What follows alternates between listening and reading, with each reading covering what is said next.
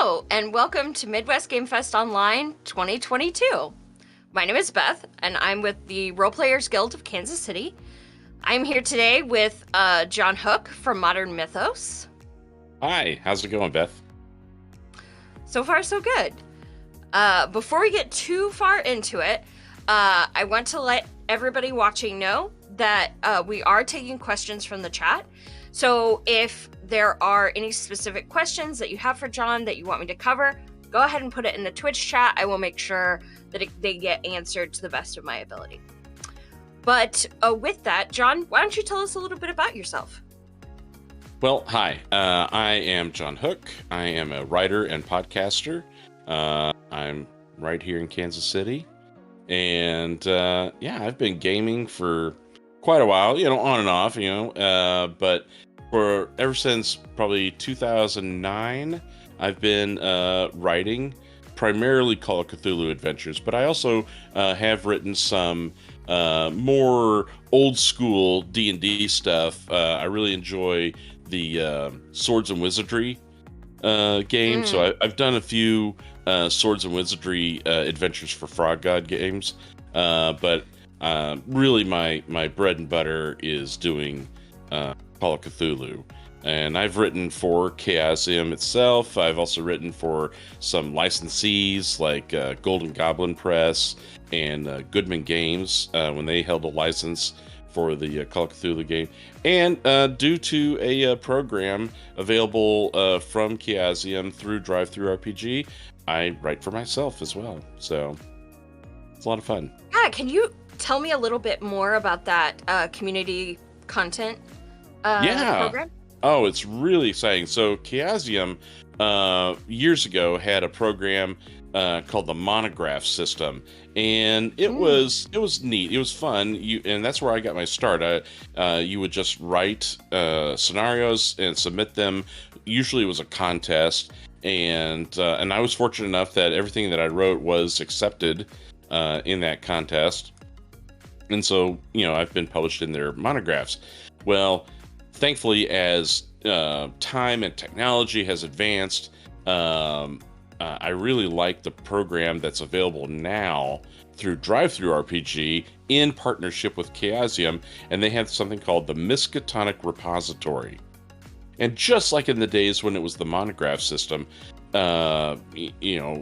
anybody, whether you are a novice writer or you're a seasoned professional, you can write a Call of Cthulhu adventure, and there are certain formatting and certain restrictions to the program, and Sure. it's all outlined in their document, that talks about that. So as long as you kind of follow those guidelines, you can write any Call of Cthulhu adventure you want and submit it through DriveThru, and it's really neat. You get the opportunity to earn off of those sales, and you share those profits with Chaosium and with DriveThru and everything. But it's a lot of fun. Yeah, that's kind of awesome. So still staying on the publishing side, how did you get into publishing your own adventures? So it started when I was entering into those monograph contests, and it was, I've always been the GM. In any game that I've ever played, I'm almost like the eternal GM. I do play on occasion, but Right. most of the time I'm the GM, and most of the time I was just writing and creating my own stuff, home brewing things at home, whether it be D&D or Marvel superheroes, back in the day, and just working my way up as I was getting older, and so creating my own adventures has always been just something that I've done, and it's the space that I'm most comfortable with. I do like to read and run adventures that somebody else has created, but I usually can't help myself. I'll make little changes and edits and inject my own personality into a few things. I don't know what that's about, but I do the same. I'm probably a narcissist. I have no idea. No, I absolutely do the same, and I've always found my players latch onto those things that I have added because they have a little bit of my personality in them, right? So how do you go about sticking your sort of signature into those characters? My, I guess my uh, niche is body horror. Mm, I really like body horror as a trope. I enjoy it in, uh, you know, the literature and movies that I consume. I think it's a very evocative form of horror. And I try to bring forms of body horror to the table. And I can understand where that might be a trigger, especially in a horror game. Uh, sure. we are normally pretty, those of us who run a lot of horror games, we're normally very cognizant of lines and veils. When is horror entertaining versus uncomfortable? Yeah. And I try to, when I'm running a game, and I try to bring elements that, um, if I had to rate it, I try to go for a PG-13 style of horror.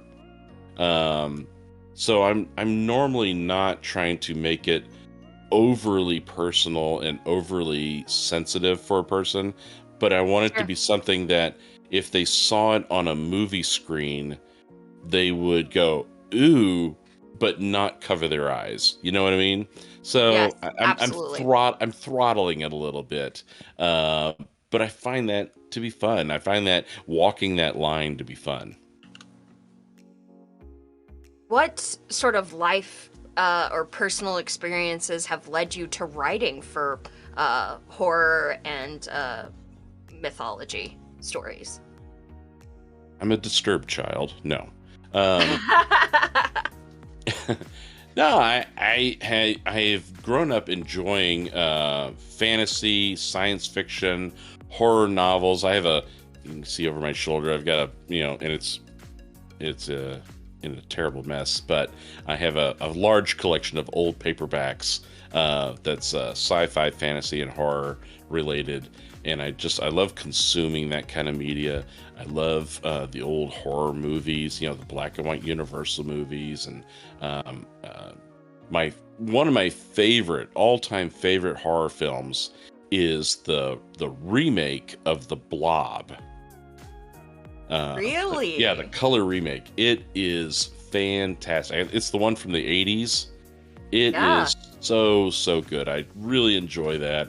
It's a great flick, and so I do think about it. It's full of great body horror, and Yeah, so oh, for sure. it's those experiences of the movies and the books that I enjoy, um, that makes me go, man, I want to see if I can try and capture some of that lightning and put it in my own bottle and see what happens. So Shadow Tool on Twitch wants to know, is that the one with Matt Dillon or one of Yes. the Dillons? Yeah, Matt Dillon. Yep, Matt Dillon. It's so good. Awesome.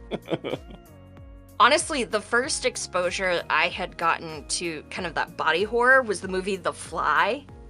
Yes, David Cronenberg's The Fly with Jeff Goldblum. Yes. Yeah. Yes. Oh, Yeah. yeah. And let me tell you, there are days that or nights that I still have nightmares about that. Yeah, and I would say, there are elements of that movie that make me go, ooh, I don't know if I would put that in my game, but I do want to try and, push it almost to that limit, because I want my players to still have fun. I don't want Oh, of my course. players to feel like they have a reason to play an X card. And it's not my intention to ever go into a game and to try and make a player get the willies and then leave my game going, well, that wasn't fun. I'm never going to play with him again. You know what I mean? Right. I'm Mm-hmm. hoping that when my players leave my table, they're like, oh, that was an experience.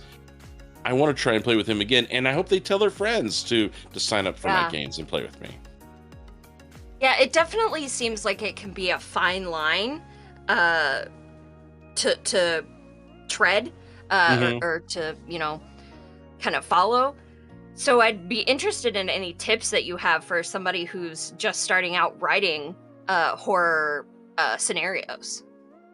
So, and it's interesting with the writing that I do.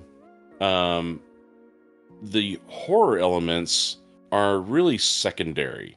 With Call of Cthulhu, the primary goal is that it's an investigation. So it's a horror investigation. Now, in role playing, investigative scenarios Mm-hmm. do tend to rely on a series of clues, and oftentimes the clues are they fall into a more linear pattern than a Mm-hmm. non-linear, and so it gets a reputation for being railroaded, and I feel like that is um, it's a poor description of what an investigative game can be. Um, People shouldn't be afraid of a railroad, because what that scenario is trying to do is it's trying to unfold a narrative. And it's a narrative where the scenario is asking the players, come follow me and see if you can figure out my mystery before the horrors come and get you, right? Come Right. closer, and the monsters are going to come out. But before the monsters come out, can you figure out what my mystery is? Can you stop the monsters? That kind of thing. And I think sandbox adventures are amazing, and you can have horror sandbox. In fact, the Alien role-playing game from Free League is they have an introductory scenario in the core rulebook called Hadley's Last Hope, or Hope's Last Day, but Hope's Last Day, and it's about it's set at Hadley's Hope on LV 426, and in that scenario is a complete sandbox. The game Mm-hmm. master provides the map of the complex to the players because they've lived there for years. So there's no reason for the players to not know what the dungeon looks like, right? You Right. just give them the map. Here's your sandbox. What do you want to go do? Everything is quiet and there's weird noises and no people around. What has happened here while you've been gone? And so, as the players have just returned, now they're exploring this sandbox, and it's filled with horror. So, having a horror sandbox is possible.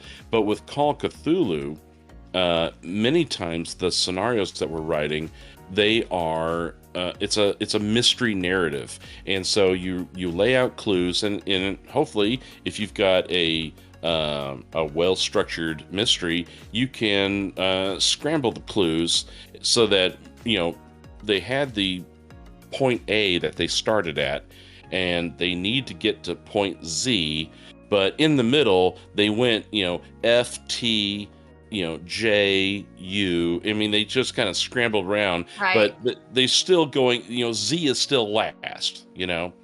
Uh, and so being able to try and design an adventure like that is challenging. It is obviously much easier to lay your clues out in order, but it takes practice to in writing to get better at scrambling your clues, and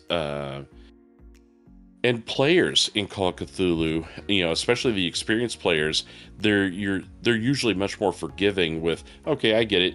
Clues came in A, B, C, but maybe if I do this, I'm gonna try, because players will do that. They'll be like, I can see the breadcrumbs are telling me I need to go to the morgue, but I'm gonna go to the cemetery instead, and that's where you're gaining experience as a game master on how to anticipate and deal with player choices that you didn't anticipate as you were writing, right?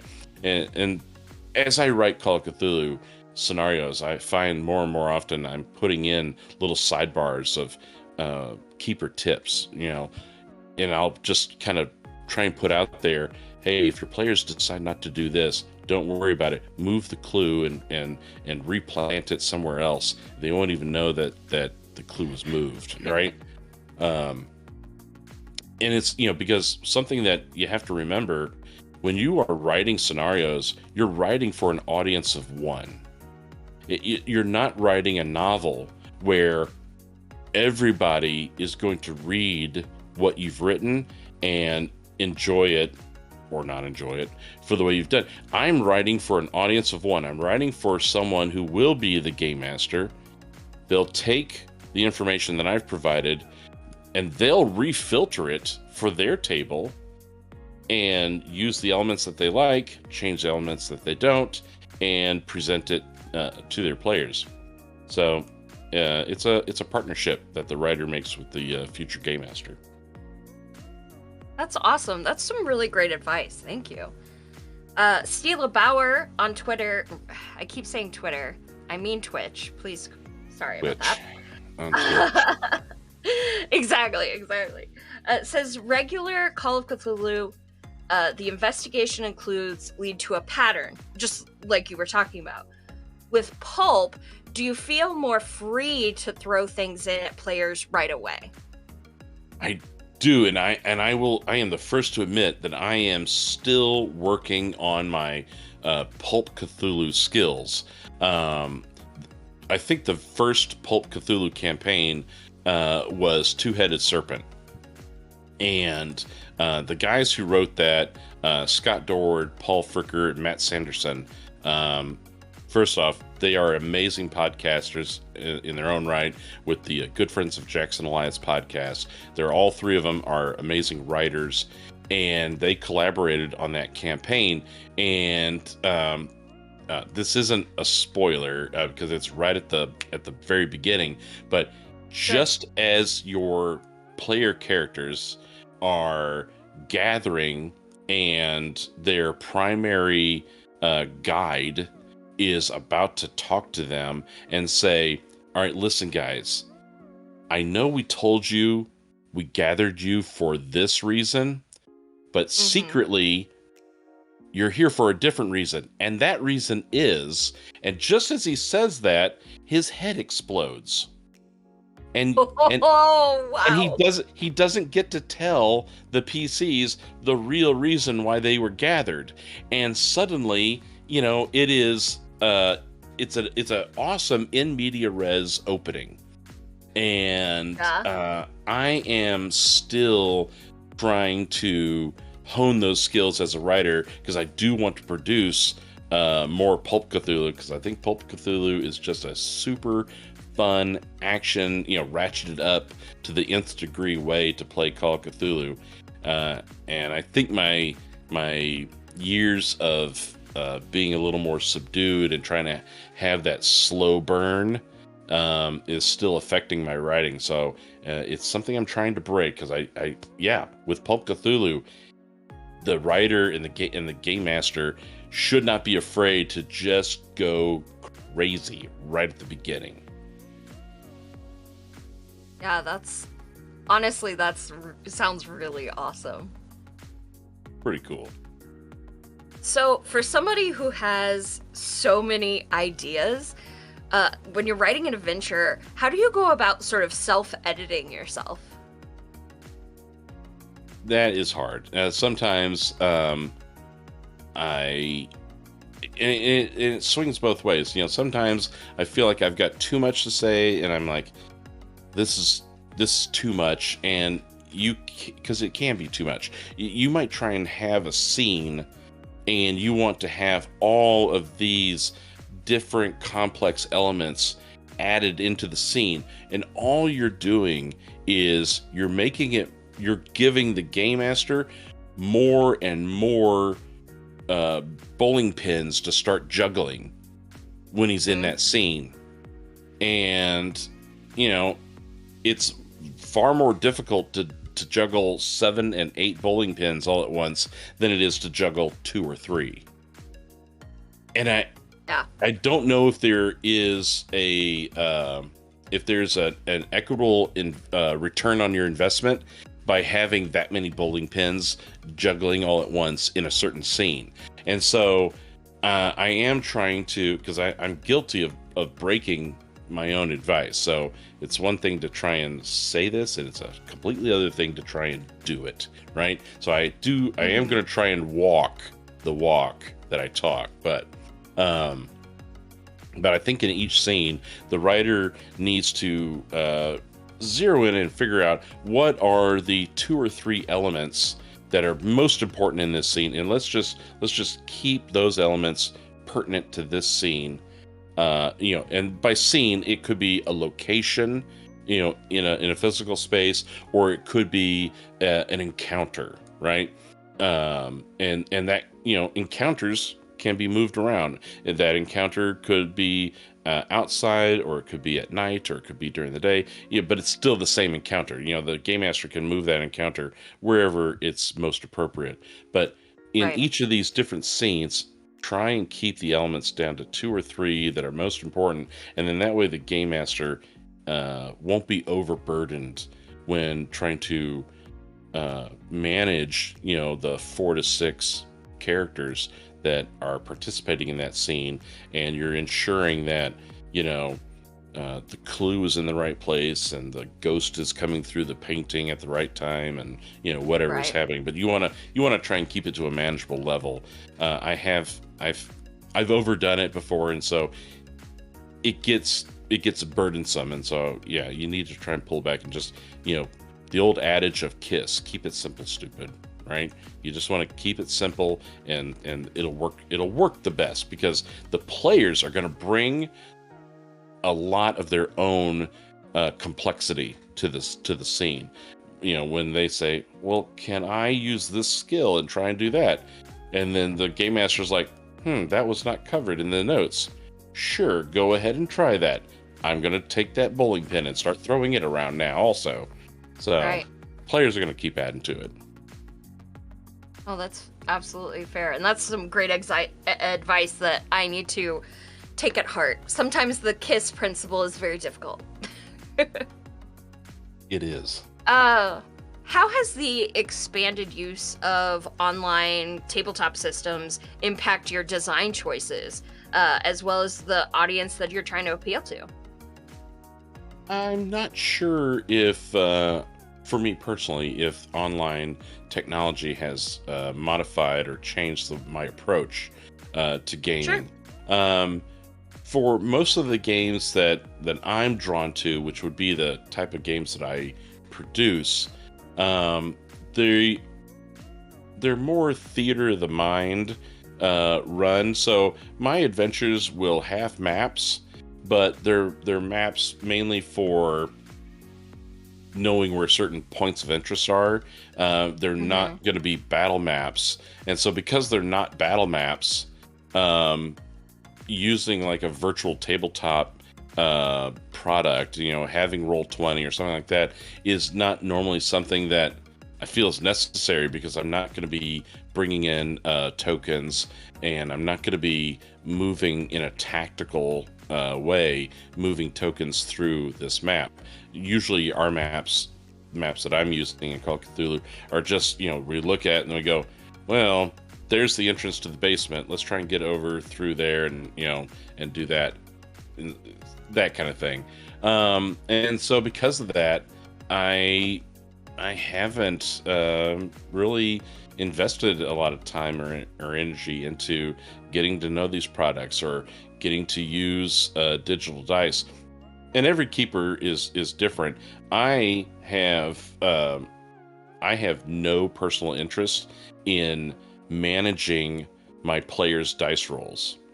If a player rolls dice and they said they hit, I believe them.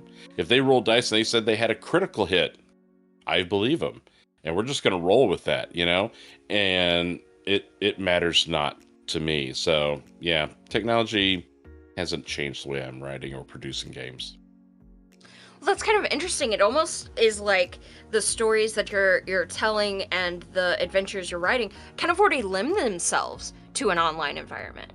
Yeah, I find it just as easy to play games during Midwest Game Fest as I would in Meat Space. Me and my players will get together on Discord or Zoom, and we're just going to talk to each other as if we were sitting around the table. We're just going to talk to each other.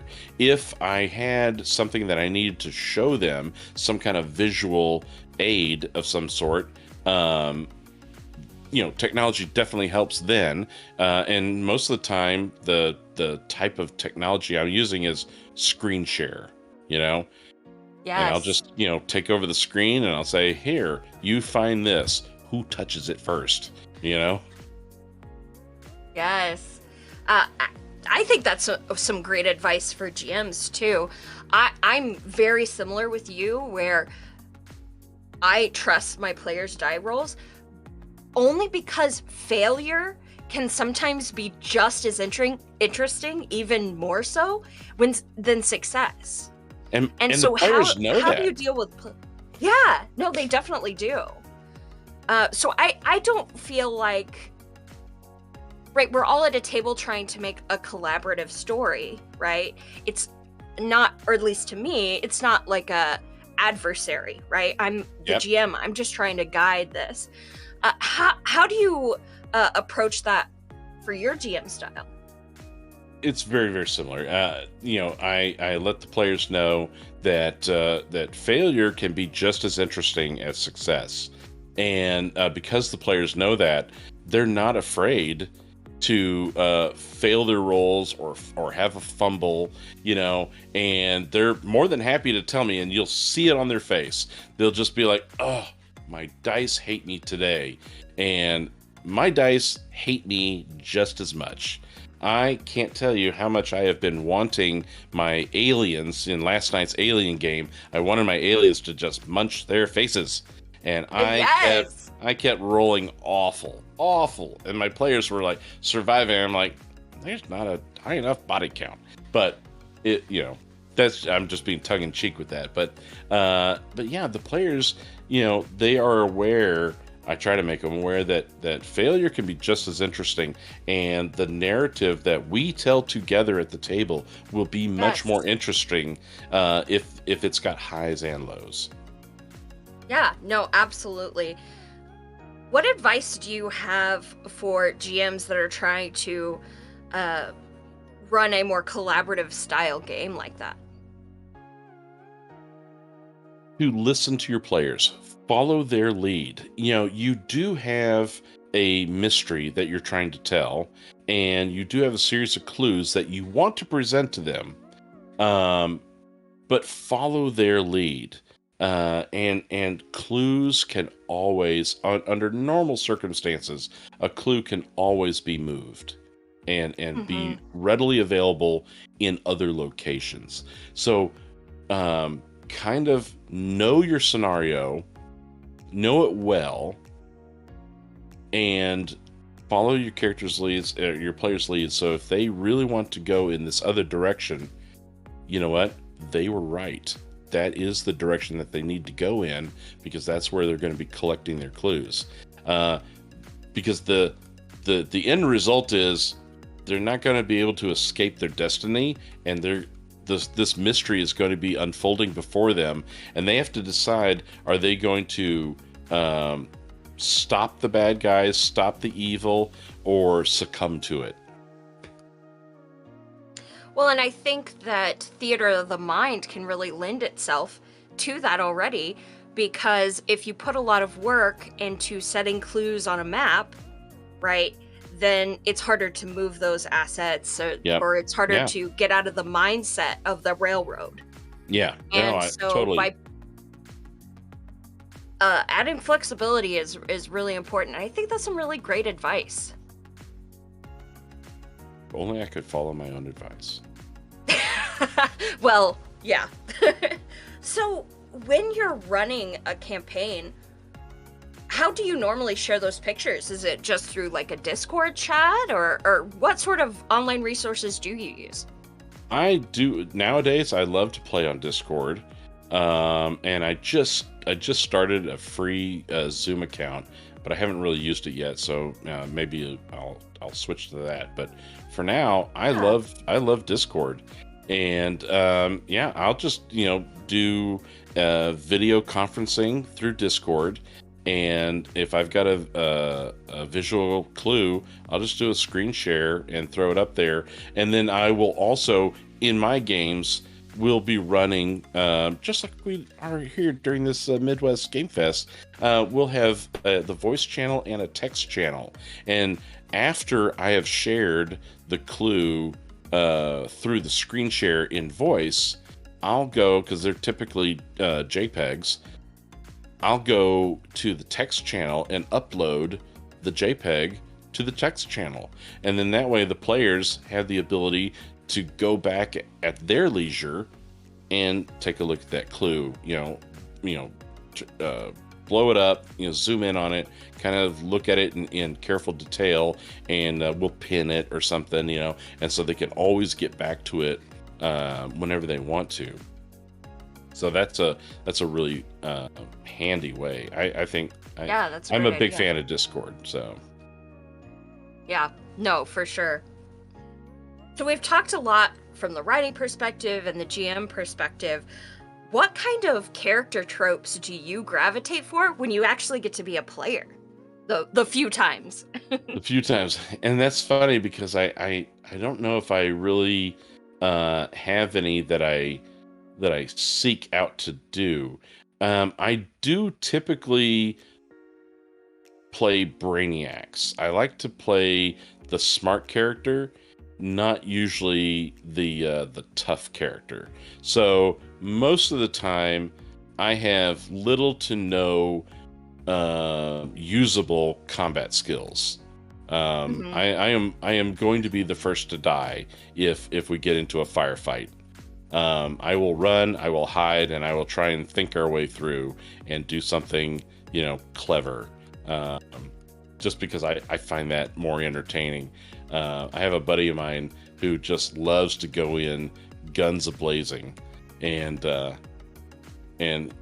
he thinks I have it out for him because I have killed him in more than one game, and I'm like, dude, you just ran in. The house was on fire. Why did you do that? So I don't know. Maybe I do like to kill him. He's a good friend. Well, sometimes I find it hard to save the players from themselves. Does that make sense? Oh, yeah. That's something I've always struggled with is, y'all, you made these decisions that have led you to this point. I can't save you now. I got nowhere else to go. The building falls on you. Let's play Monopoly. So how do you make those situations more interesting, right? You know that a player death is bound to happen. How do you make that fun? So with Call of Cthulhu, it can be a lot of fun. So I have one scenario that I wrote called Shadow over Providence. And in that, the player characters, ultimately, it's conceivable that the player characters will have a confrontation, a combat confrontation with this Mythos monster. But due to some Egyptian artifacts that were on display at this location that they're at, it is possible that if you have two of these artifacts in hand, that you are particularly well equipped to battle this monster. The downside is that one of those two artifacts will also make psychic assaults against you, and if you end out losing the psychic battle because you're wearing this necklace that's whispering to you in your mind, you can defeat the monster that you're fighting, but then you basically just kind of walk away and blend in with the crowds, and you disappear because the whispers in your ear have basically taken over you, and that character will become a new monster. And so that's been fun. I've had that happen on a couple of occasions.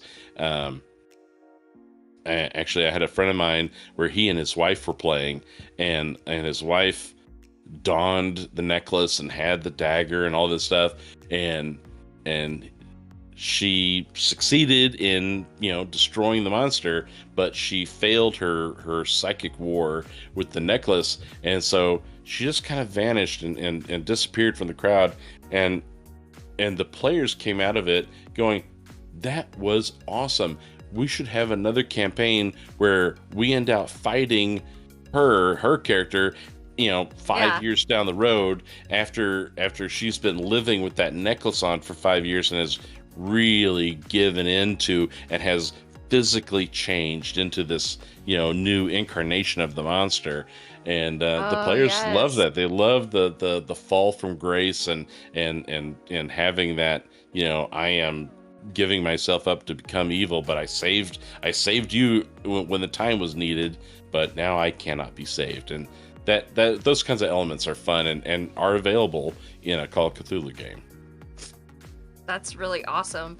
That actually lends really well to my next question. You kind of already answered it, but when you have these character arcs for your heroes and your heroine, how do you sort of grow and develop those within a module design? Because again, like you said, you're kind of writing for the GM, yet you know that those character arcs are still going to happen. I probably have not taken advantage of that as much as I should have or could have. So for most of the work that I've done, they're more standalone, or they're the beginning of a tale, of an epic, story arc. And so far, I've kind of created that beginning. But if game masters want to create for themselves the consequences that are more personalized for their players and the decisions that those players have made, they can certainly do that. But I have written one though, but I haven't written many that would take those consequences and go on. The one that I have written is called Of Wrath and Blood. And I wrote it because a bunch of years ago there was a contest where the concept of the contest was write a sequel to one of your favorite existing Call of Cthulhu scenarios. And I thought, what a cool concept. So one of my favorite Call of Cthulhu scenarios is The Haunting, which is it's an introductory adventure that's been included in every iteration of Call of Cthulhu, the role-playing game. And so in The Haunting, the player characters are checking out a house that's reportedly haunted, and you're trying to debunk it or, give it a clean bill of health so that the landlord can, sell the house or re-rent it and be able to tell, buyers or renters, this is a good house. You should live here and pay me money. And ultimately what you find out is that there's a lich that's buried in the house, right? And so you gotta defeat this lich. Well, my idea for a conclusion or an extension to that is in the scenario, in the background, the preamble background, it talks about the last family that was living in the house and how that family was being haunted and how they escaped from the house. And the parents, it was a mother and father, and they said children, but they never actually defined who the children were. And so I did define them as twin boys, young twin boys. And so the mother and the father, they were committed to insane asylums around the Boston area, which is where The Haunting is set. But the background of the scenario says that the children went to live with family in Baltimore. Oh, okay. So that was the thread that I picked up on, and I said, oh, the children went to Baltimore. let's go to Baltimore and see what happened to the children. And so in my proposed sequel to The Haunting, I said a portion of the Lich, because he is a Lich, and he will try to extend his life by putting little portions of his soul in different places. He put a portion of his soul in one of those twins, and now the twins have moved to Baltimore. So now, in Of Wrath and Blood, the characters, it's presupposed that they participated in the investigation of the haunting, and now they're actually hearing rumors about how there's something unwell with one of the children from the family that originally lived in the Corbett house. So now the characters, they go to Baltimore and they have an adventure in Baltimore where they try and figure out what the mystery is with these children. That's the only sequel that I've done, and I thought it was very fun. I thought it was exciting, and it's available on DriveThruRPG if you want to get it. Yeah, what was the title of it again? The Haunting was the first one. What was the sequel? Of Wrath and Blood. It's such a good name. Also, a great song name. Oh, thank you. So, talking about products that you have up on the DriveThruRPG website, tell me a little bit about your newest one, Mythos Artifacts, because that looks really cool. Oh, thank you. Yeah, we just launched that yesterday, actually. So my podcasting partner and I, Seth Skorkowski, of YouTube fame, he and I run the Modern Mythos podcast, and it's less than a year old. We started that, I think, in May of last year. And so we were, doing our best to have patrons through Patreon join us and help support the show. Well, one of the things that we wanted to do to reward our cultist level patrons is Seth and we were creating personalized, unique artifacts that those players could use as game masters. They could inject into their own Call of Cthulhu games. And so throughout the calendar year of 2021, we would get some of these patrons and we would create these artifacts and we'd send them to each of these people. And they would just get their own personal one. And so at the end of the year, I told our patrons, I said, now we're going to collect them all and we're going to publish them and put it out on the DriveThruRPG. And so that's what this book is. It has, I think, only 11 actually, 11 unique artifacts. They're all brand new. They're all personalized to the patrons who joined our Patreon, and it's a lot of fun. John Sumrow is a fantastic artist, and just friend of ours, friend of mine, friend of the show. And he did the cover art. He did the artifact illustrations through the inside. I found an amazing layout artist, CM Arnold, and he laid out the book beautifully. He did do one interior art for us that was also really awesome, and it's a really fun. I'm very proud of it. It's a lot of fun, and it's brand new on DriveThruRPG. So it looks really awesome. I'm not gonna lie, it looks really great. Kind of proud of the cover. What really drew me, I was just gonna say, what I was really excited about is you were telling me about this. I load it up and I look at the product and I look at you, and I'm like, that's you on the cover. That is me on the cover. That's bearded me as some kind of Mythos wizard. I'm a Cthulhu Santa, which is probably more closely like Krampus. I love that. What's funny about that cover? So John Sumrow, again, an amazing artist. He and I were talking, and he goes, "Can you do something for me? You know those Tarantino movies where the guys will open up a suitcase or a trunk of a car or something, and there's just light pouring out of it, this MacGuffin light, coming out." I said, "Yeah." He goes, take some pictures, set something up like that, and send them to me, and I will illustrate you on the cover." I was like, "Oh, that's awesome. Let's do that." excuse me. So I have an emergency flashlight. So if you extend it, it turns into this super bright floodlight. So I got the flashlight, and I got a suitcase, and I popped the flashlight and I put it in the suitcase, and the room was kind of dark. And I had my son with my cell phone, and I'm opening up this suitcase, and I'm doing all these weird faces like, "Ooh, what's in the suitcase?" And light is just pouring out of it, and bathing me in this eldritch light.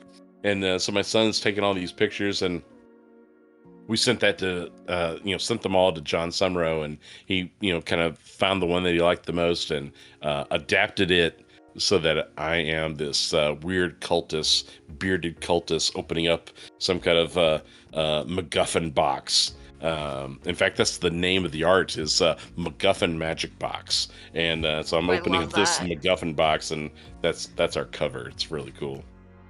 That's really awesome. We did put a link to that in the chat, so please go check that out. Honestly, the cover art is just amazing, and it looks like a really fun book. I can't wait to pick it up. Oh, please. Yeah, it's a lot of fun. So you mentioned Modern Mythos, your podcast. Can you tell me a little bit of what the concept for that was and how you developed it? Yeah. So I've been podcasting for a while. Probably, I think it was, I want to say, I forget exactly, but 2011, 2012, something like that. I started podcasting with Dan Kramer, who created the Miskatonic University podcast. And I was a co-host on that show for 9 years. And very proud of it. It's a fantastic show. Brian Murphy, Dave Sokolowski, and Bridget Jeffries are the current hosts of the Miskatonic University podcast. And when I was a member, we were fortunate enough to win 2 different Ennies. We won a silver and a gold, but I forgot what years. Awesome. But we have won a couple of Ennies. So I have a couple of Ennies as a podcaster. It's awesome. The schedule was very, it was a lot. I was trying to do the podcasting, which we were doing we were doing bi-weekly, every other week. And I was writing and being a dad and having a job and all this stuff. And so I was like, I need to slow down. So I decided to make the podcast my change. So I decided to start doing my own podcast about the Call of Cthulhu role-playing game, because I can't get away. I just can't quit you. Of course. Except now, instead of it being bi-weekly, it's monthly. All right. So Modern Mythos is a monthly podcast, a little bit slower pace. So I have a little bit more breathing room. And I didn't want to just be talking into the air by myself. I needed a partner. And I reached out to Seth Skorkowski, who already has an amazing YouTube channel, and he talks about a lot of games, Call of Cthulhu and Traveler, D&D, and he's an amazing YouTuber. But I was very surprised, because he said there are topics that he finds difficult to cover on his YouTube show, because he is just a guy talking into the air with his multiple personalities, that he puts on the show. So he was very excited to join me in a audio podcast format, so we could have these diverse conversations. I was like, awesome. So we started Modern Mythos, and it's a lot of fun. We have a really good time doing it. We talk about writing, game master tips, player advice, and how you can apply all of that either to just games in general or specifically to the Call of Cthulhu role-playing game. Awesome. I after talking with you a little bit, I did watch some of Seth's videos, and they are a lot of fun. So I am definitely subscribed to your podcast now, because it just sounds so fun. Yeah, he's a clever dude. He's clever. He's a good guy. In fairness, so are you. So I think it's a good fit. Thank you. Thank you very much. I think you've had some really great advice for GMs, especially some people find reluctant to move to an online space because they're so used to battle maps and very rigid ways of gaming. And with the stories that you're trying to tell, and with Call of Cthulhu, it really lends itself to that environment. And, different players and different game masters, they will have their own, and just like you can with every role-playing game, especially with D&D, you create the atmosphere that is the game that you want. And as I said before, I want my horror games to run more of the PG-13, maybe with punches of R. If I'm using Right. movie ratings as a guide, but there are lots of people out there who, for them, Call of Cthulhu is a very grim and dark and all is lost kind of game, and those games are great for those players. But I try and create, in the writings that I do and in the games that I run, I try to make it a adventure where being a hero might be possible. Doesn't always work out that way, but at least I tried to give you hope.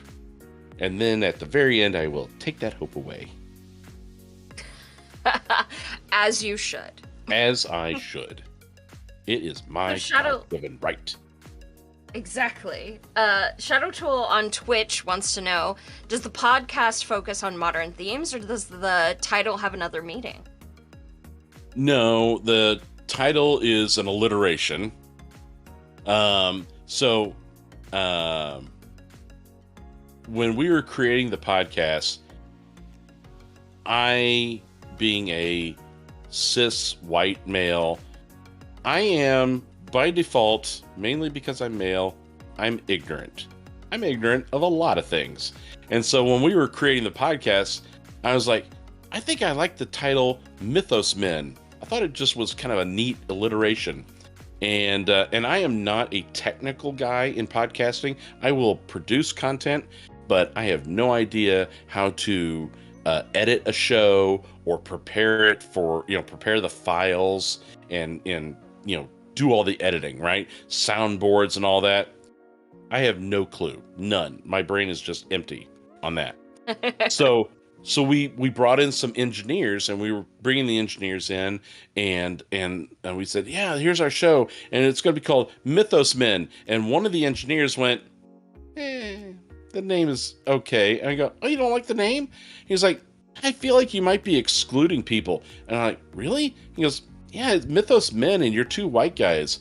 And we were like, oh my God, you're right. Like, I mean, it's so obvious, but I had to have a mule kick me in the head because I didn't see it. Not out of malice, I just didn't see it. Absolutely. So I'm a fan of alliterations because I feel like it'll stick with you a little more. And I like the word mythos, or mythos. I like to pronounce it as mythos. And so I'm like, what can I do with mythos? And so we came up as a alternate modern mythos. And so I think it works. Hopefully it'll stick in people's brains, but the title does not necessarily imply that we're only talking about modern settings and modern horror. Because that's actually, I need to improve my my writing in modern horror. Most of my stuff I set by default in the 1920s and 1930s, the settings of Lovecraft's original writing, the core game when it was first produced, kind of, centralized in that classic setting, the jazz era setting, and that's where I do most of my writing, is in that kind of setting. But I definitely want to expand out and get better at doing modern, get better at doing gaslight, maybe doing sci-fi future, that kind of stuff. I really, whenever I'm looking at sort of modern horror genre, I do look at like that first season of Black Mirror, if you've ever watched it, and I do take a lot of pieces of inspiration from that. But I'm kind of with you, especially when I want to look on Lovecraftian horror stuff. I tend to want to go to the 1920s, and that's kind of my default. I love that in the 1920s we had some elements of technology. You know, you could drive to a location, or take a bus, or fly a plane on a rare occasion, or take a boat. Right. You know, you have phones, but they're corded to the wall, and it's a very short cord. And not everyone has a phone. You know, people are still communicating through written letters or telegraphs, you know, that kind of thing. And, you know, public entertainment was mostly stage performances. There are a few flickers, you know, moving pictures and things like that. But I just love how the technology is a little more simplified. And I find that having simpler technology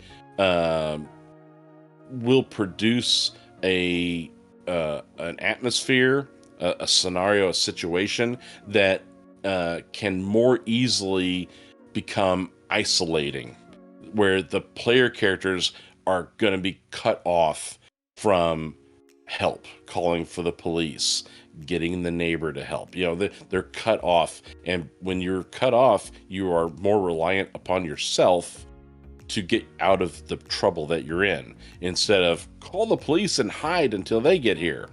I had a scenario that I wrote, and it's one I have a few where I'm trying to develop a line called isolated investigators, where it's designed to be one game master and one player, and just the two of you play this game. And so I was running this scenario with a good friend of mine, and he's like, I don't like the looks of what's going on in that house. There's weird lights going on in that house, some weird kaleidoscope lights and stuff. And there's cats all over just staring at the house. I don't like that situation. I'm going to go to the local sheriff's office and have the sheriff check it out for me. And I'm like, that's cool. You do that. And you know, this scenario was set in a very small, isolated village, and it was just a two-man police force, the sheriff and the deputy. Mm-hmm. So he goes to the sheriff, and he sounds like an idiot. He sounds like a lunatic. And the guys are like, sir, have you been drinking? And he's like, I don't think so. Like, how can you not know if you've been drinking? But he answers, I don't think so. And they go, for your own protection, we want to put you in this cell while we go check this out. He's like, fine. He walked into the cell, right? He walked into the cell. They shut the door, and they said, we'll be right back. So the sheriff and the deputy go to the house. They don't come back. They die. They die off camera. In my notes, I'm like, okay, you sent them? Scratch. They're dead, right? Yep.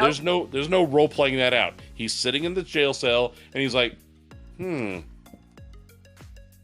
one came to feed me. I wonder what's going to happen. So then he ends up spending all night in the jail. And then I have the state police kind of show up because they're buddies. And the state police comes up, and he says, I don't know what's going on. I came here, I told them about the house, and they went to go check out the house. And the state police were like, we should probably check it out too. So they leave. Scratch. They're dead. He basically dies of starvation in the jail cell that he walked into. I'm like, why didn't you investigate the mystery? It was right there for you. You at least had a chance to live. But all these cops, they definitely die. That's the trope. Oh, the cop goes, dead, dead, dead. That was a lot of fun. Oh my gosh. I personally think the response of have you been drinking to being like, I don't think so. I don't think so. That's the best. I'm like, great, Chad. That was a great answer. Oh, that's so great. Well, this has just been an absolute bundle of fun. Thank you so much for us. Thank you. Yeah, this has been a really wonderful weekend. You have one more game, and I believe that's going to be streamed here on Twitch. What time is that? It'll be at 2 p.m. Central. and I am running my players. I have a room for 6 players, and only 3 have signed up. And of those 3, I just found out one of them has a family emergency and can't make it. So out of 6 players, I only have 2. I've got room for 4 more players. And really, I could run this with maybe a total of 4 players, but I'd love to have 6. If you're within the sound of my voice and you're interested in playing the Yellow King role-playing game, the Yellow King role-playing game, and we are going to be running. I'm going to be running Doors of Heaven. The Doors of Heaven. Please come play with me. It will be a blast. I will teach the game as we play. You'll have a great time. Please come sign up and play Yellow King with me. That'll be really, really fun. And if you aren't able to play, but you want to watch, it will be streamed here on Twitch. But honestly, go sign up for it. It sounds like an absolute blast. So thank you so much for spending time with me, John. And we will see you all very soon. Bye-bye.